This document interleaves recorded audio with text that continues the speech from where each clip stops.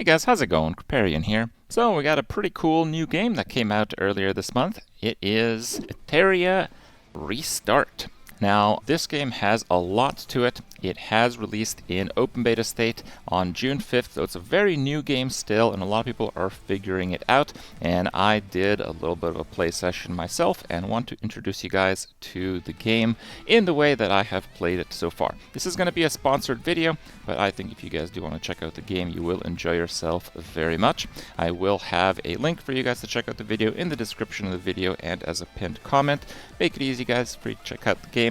It is a free game that you can play on a mobile device, and you can also play it on PC like I have. Now, in this game, you collect a number of characters called animas, and you battle many different forms, many different game modes to try to upgrade your characters through levels, through gear, a lot of different ways that I'll get into here in a moment. But you can also, of course, pull different characters through the summon system, and the reason you want to do this is because there's lots of different game modes in Etheria Restart, and this means that you need different teams to optimize and battle these game modes in the best way that you can manage. Now, there is a lot to the game. There's many characters. There's a pretty rich story that I'm still getting to. There is a huge amount of rewards through the story. I'll show you guys some of the summons that I've had just in the early parts of it. But there is also a PvP system. It is a real-time action PvP system. It is a pretty cool new type of feature where you actually play back and forth against real players in the PvP mode. Now, I haven't gotten there into quite the PvP in my game state. Again, I'm still pretty early on, but there is a lot left to explore in the game. And again, if you guys do want to check it out, please do. It helps me out if you use the link below. So, let me just show you guys, get you guys started with a little bit of the gameplay. So when you first start, you get your starting character. I chose the guy, and he is gray. I think it doesn't really matter which you choose at the start, it's the same character stats. Each character have 3 abilities, but you can level them and you can modify these significantly. Gray has an ability that he ups the crit, and it's a crit for the entire group, all the allies as well. And when you use this ability, you get an extra turn, and often you want to pair that with lightning speed. Now, these abilities have cooldowns. You can see the cooldowns in the top right. He's actually a very strong character, and everybody starts with him. I'm told that many endgame comps include the starting character Gray. Now, there are a few systems that you can further boost the abilities of your characters, and that is through module. It's kind of like a gearing up system, and you can just get a few extra stats. Now, it's not just, put on whatever. You do want to kind of optimize this a little bit for a character like Gray, which is kind of like a bruiser, deal damage, take some damage a bit. There's not a huge amount of things you can do wrong. Anything that does damage or makes them faster is pretty much good to go. But as you see here, the healer that I have, her heals are based off of her health stat, the HP. So for some characters, you really do want to focus on getting specific stats higher rather than others. A lot of strategy there. Again, I'm still pretty early parts of figuring this out. Prowess is kind of a system of leveling up the 3 skills that you have. Now, you can do this through just getting more copies of the characters through the summon system, but you can also increase their stats and also level up their abilities through this system, which just, you slowly get these kind of like ranks. So right now he has like 25 attack, 40 attack, and 5% attack. And as I complete that, it will level up the skill also. And each one of your characters can equip like a shell, which is, it's like one of these guys. They're kind of like, you can mount them, so they're kind of like pets. They're kind of like, spirit animals in a way. And they usually have like a trigger or an effect that they do every so often. So in the case of the red comet here that I leveled to max before the owner takes action, increase their attack by 400 for 1 turn and heal HP equal to 40% of the attack. That's kind of the idea. Now, obviously, when it comes to just one character, well, one character is not going to do it for you. It is the kind of game where you want to level up a whole team. Now, the characters that you are going to start with is going to be the main one, and Liam. Liam is going to be a very powerful character. Liam starts with 4 stars, which is in this game SSR. It means the starting stats are really high. You can up star rating as you play the game, as you upgrade them, and in a similar fashion, you're going to get them stronger through modules, prowess, and shells as well. Lian is once again, even though it's a character everyone starts with once you complete the tutorial, she is also one of the strongest characters in the game. Now, some of the characters that I pulled through the summoning system, I pulled Sanya, which is a fantastic healer. She has this thing, stores power of creation. See, some of these are not just active, some of these are passives. Basically, when I use an ability with her, she heals 2 units with the lowest HP percentage of her health. So the idea is to give her as much health as possible. So her health is high, so 12% of her health is a larger percent of the allies, and I want to do that through the module system and upgrade it through the rest as well. Her shell actually has, before the owner takes action, increased the healing results by 1600 this turn. Now this has a 4-turn cooldown, so it doesn't just, pop all the time. I also pulled some really cool characters. Hoyan, SSR, again, these are really rare, but, you get a lot of rewards for just playing through the story campaign. It's just very rewarding. You do end up getting a lot of summons. If you want to get lots of summons, this might be a kind of game you want to look for. So Hoyan has a really powerful attack, but it consumes her health. Right now, I feel I don't have quite the healing capabilities in a team that I can make to really sustain her health draining, her health costing abilities. So I might use her a little bit later. I also pulled Beyonten, which is a really cool character. She has 5-second cooldown, so it's a long cooldown, but it's a 2-turn attack up and crit damage up. Now, buffs and debuffs in Etheria Restart are very substantial increases and decreases, so you really do want to keep an eye out for some of these. This is kind of like a double damage buff at the same time, and it also has an automatic res effect. So while under this effect, if one of my allies dies, you'll automatically res them, which is completely insane. And she's an SSR, so her stats are really, really high. So you're probably like, Kripp, why are you not using her? Well, for most of the content I'm doing right now, it's limited to 4 characters. Some of it goes to 5 characters, and the 5-character content, I do actually use her.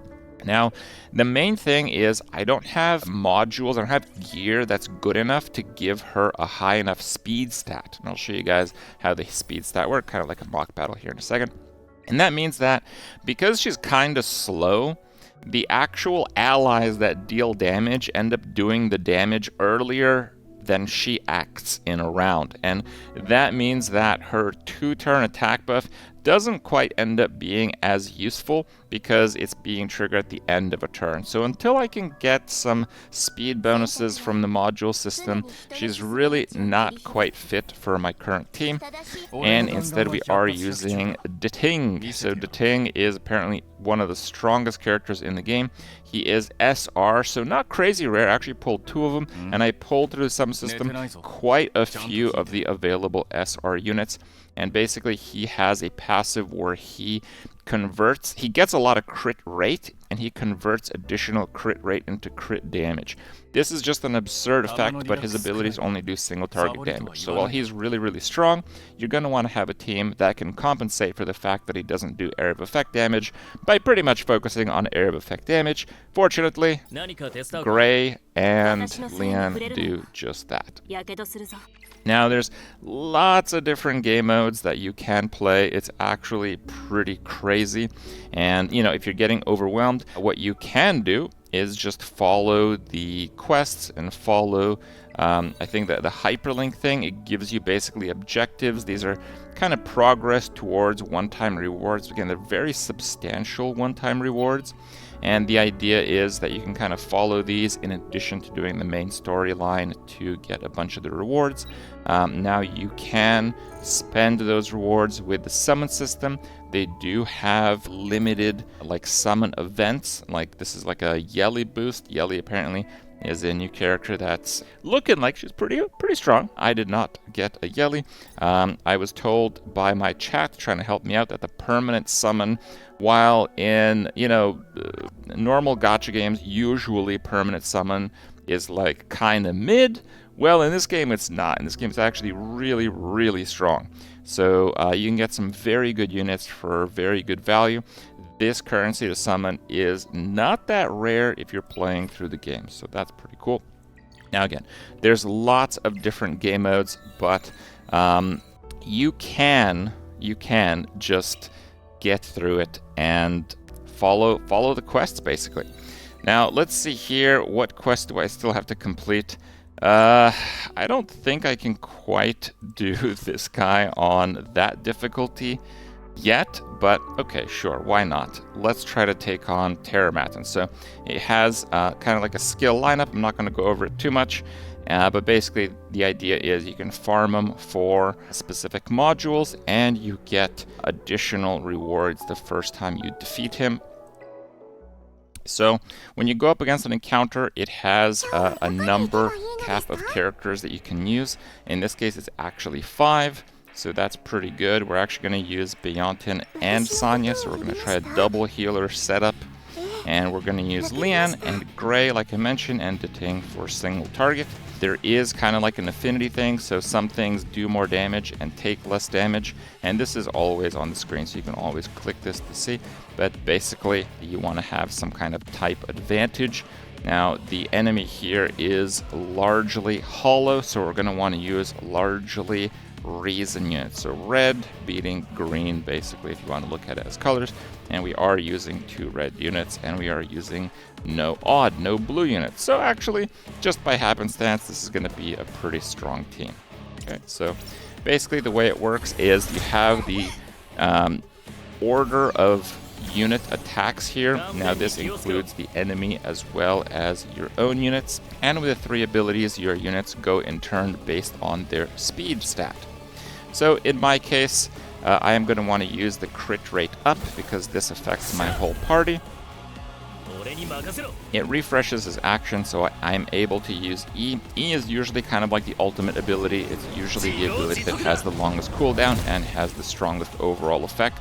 But again, different rounds and different enemies require different things, so there's no like universal, this is the best thing to do. Here we're just going to use, actually I think I'm going to use the W here. You can kind of like hover an ability, you can hold left click to see the details. So it says AoE, but basically it does 3 hits and it just hits random after the first target.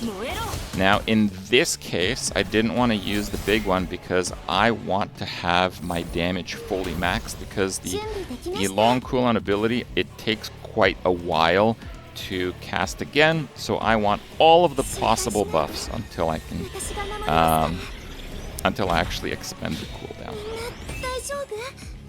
That basically does a big heal. It gives maximum HP.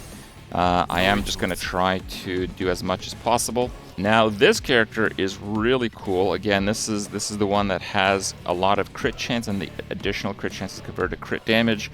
This is going to be a character that's going to be much stronger once I max him out. But one of his passive abilities basically puts a mark on a random enemy, and that random enemy takes a lot of extra damage. Now I generally want to, you know, in games where it's a lot of targets versus a lot of your targets, like team versus team, you want to kind of narrow the amount of targets that they have as fast as possible, because right now it's like a 3v5. When it goes to like a 2v5, we're going to outnumber them substantially. They're going to start doing reduced damage because there's fewer of them. Okay, so generally you want to use your strong abilities. I am going to use the E ability here because a lot more damage than the Q, and it has a chance to multi-hit, which it didn't, but that's okay. So here we're going to do the big buff, which buffs both, I think it's attack and crit damage, that is. Hopefully we survive that. Hopefully. We do have the automatic res, but I believe the buffs are lost when it happens. Okay, yeah, this might be a little bit too tough for me to beat. But that's okay. There's lots of different game modes still. And again, I am pretty early in progress here. Okay, so this is the attack that I was lining up for. This is the big, highest damage AoE, and she has all the buffs that my team can put on. Okay, not bad. We'll hit, that will heal. Almost killed that. And I will actually reduce the cooldown of Leanne again, so she can hit again now that she has all the buffs up. Who knows, maybe we'll actually be able to take this down here. I think at this point I am going to try to single target focus the main boss, even though his defense is getting increased, which again, these are substantial buffs. Hopefully we can pull it through here. This is gonna heal my lowest too. I don't think he'll get rezzed again, but my second healer does res with her ultimate, so it's not all over for him yet.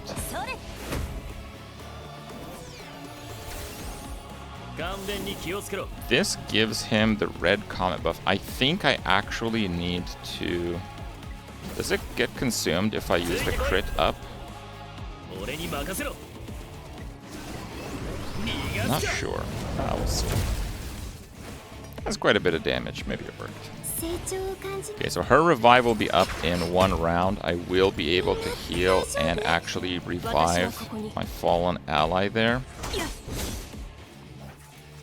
As long as not too many other units take that much damage. That should be fine. Okay.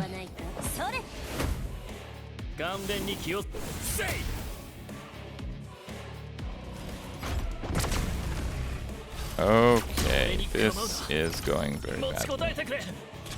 Maybe I should have focused target.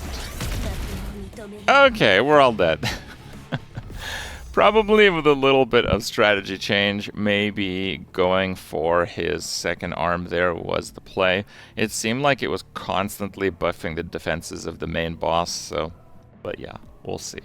I did take on a number of other formidable foes in my stream, so I want to give you guys a little bit more of that highlight, and I hope my intro to Etheria Restart has been welcome. Hopefully you guys enjoy your time in the game, and once again, make sure to check it out in the link below.